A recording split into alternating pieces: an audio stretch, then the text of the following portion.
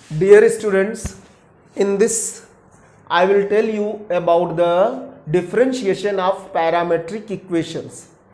Parametric equations क्या होती हैं कि जब दो इक्वेशन जैसे x is equal to and y is equal to, both equations you write in terms of t, ये t के टर्म में लिखी हुई हैं. अगर हम इन दोनों में से किसी एक इक्वेशन से t की वैल्यू को दूसरी इक्वेशन में रखें और t बिल्कुल एलिमिनेट हो जाए, मतलब बिल्कुल गायब हो जाए, तो उस तरह की इक्वेशंस को हम पैरामेट्रिक इक्वेशंस बोलते हैं. ये पैरामेट्रिक इक्वेशंस है क्योंकि t, जैसे फॉर एग्जांपल ये x is equal to 80 square है और y इज इक्वल टू 280 है.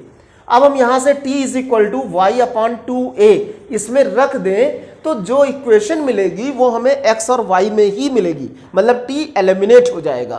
तो जब इस तरह से इक्वेशंस मिलती है तो ये जो इक्वेशंस हैं इनको बोलते हैं पैरामेट्रिक इक्वेशंस. अब how to differentiate these equations, parametric equations.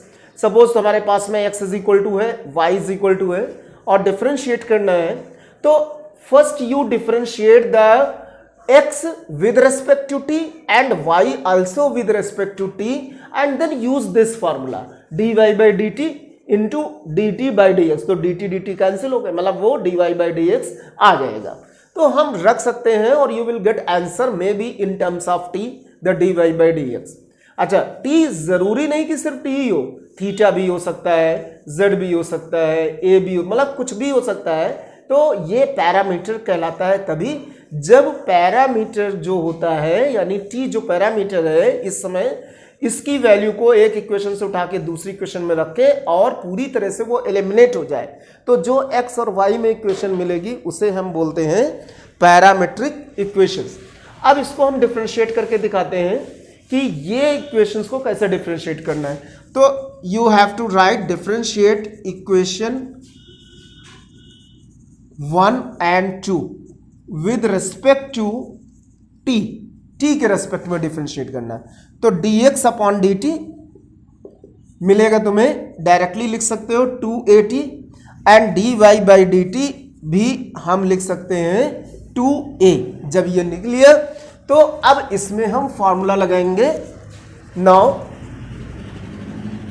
dy by dx is equal to dy by dt into dt by dx. इसको लिखने के बाद dy बाई dx dt हमारा ये है 2a और dt बाई dx तो है नहीं लेकिन dx बाई dt है, तो इसको हम रेसिप्रोकल 1 अपान करके लिख सकते हैं 2at. अब जो कैंसिल हो रहा है उसे कैंसिल कर दो और उसके बाद में ये a और a 2 और 2 यानी 1 upon t. This is the dy by dx. तो by this way you can differentiate the parametric equations. One more example in this parametric form. If x is equal to theta plus a theta plus sin theta, a है theta plus sin theta and y is equal to a 1 minus cos theta. ये equation 1 है, इसको differentiate करना है, dy by dx निकालना है. अब तुम देख सकते हो कि इसमें कौन सा वेरिएबल है, x है, y है और तीसरा वेरिएबल इसमें थीटा है. जो साइन के साथ लगा हुआ है वो थीटा है कॉस के साथ, तो थीटा इज द पैरामीटर. तो differentiate x and y with respect to theta. तो सबसे पहले dx बाई डी थीटा निकालें. a थीटा का differentiation 1 with respect to theta and sine theta का डिफरेंशिएशन कॉस थीटा.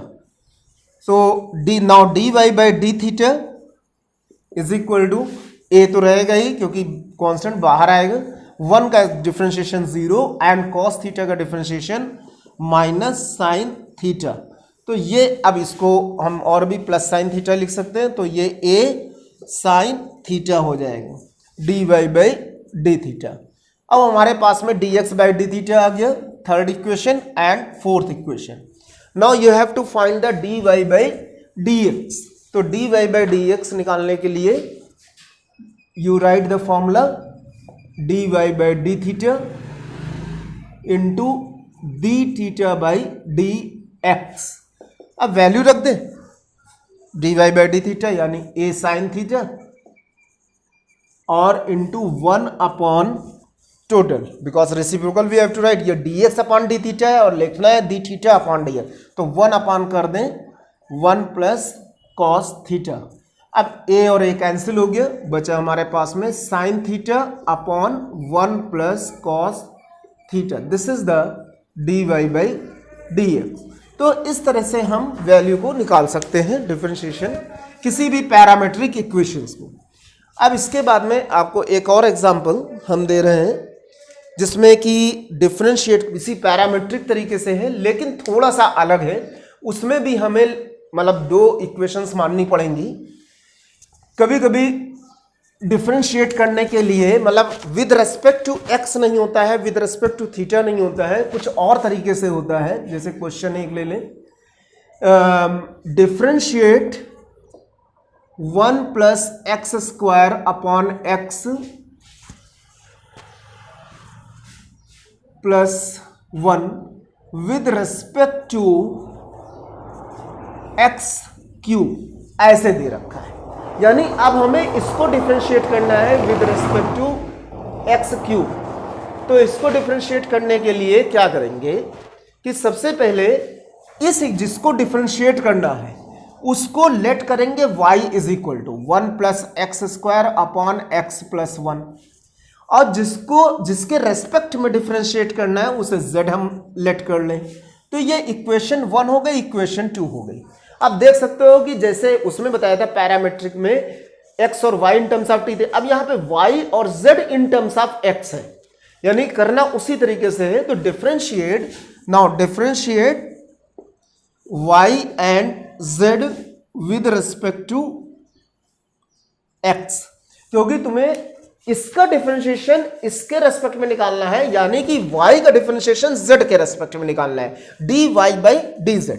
तो सबसे पहले तुम dy निकालें, यानी dy बाई dx x के रेस्पेक्ट में। तो इसमें लगेगा कौन सा rule, division rule, dy by dx 1 plus x square minus 1 plus x square d by d x of x plus 1 whole upon x plus 1 whole square. अब इसको और सिंप्लीफाई करेंगे तो ये हमारे पास में आ जाएगा dy by d x is equal to x plus 1 तो रहेगा ही, और एक्स 1 का डिफरेंशिएशन 0, एक्स स्क्वायर का differentiation 2x minus 1 plus x square, x का डिफरेंशिएशन 1 और 1 का 0, तो यानी into 1 whole upon 1 plus x whole square. अब dy by d x is equal to, हम इसको और से सिंप्लीफाई कर सकते हैं, 2x square plus 2x minus 1 minus x square whole upon 1 plus x का whole square. Simplify more, so you will get the correct 2x square minus x square, that is x square plus 2x minus 1 whole upon 1 plus x. अब ये इससे ज़्यादा simplify नहीं होगा, इसलिए इसको यहीं पे छोड़ेंगे। Thereafter now differentiate z with respect to x, अभी z भी बाकी है, तो dz upon dx is equal to x cube था वहां पे, तो 3x square. This is the equation number 3 and equation number 4। ये मिल गया हमें dz बाई dx और dy बाई dx।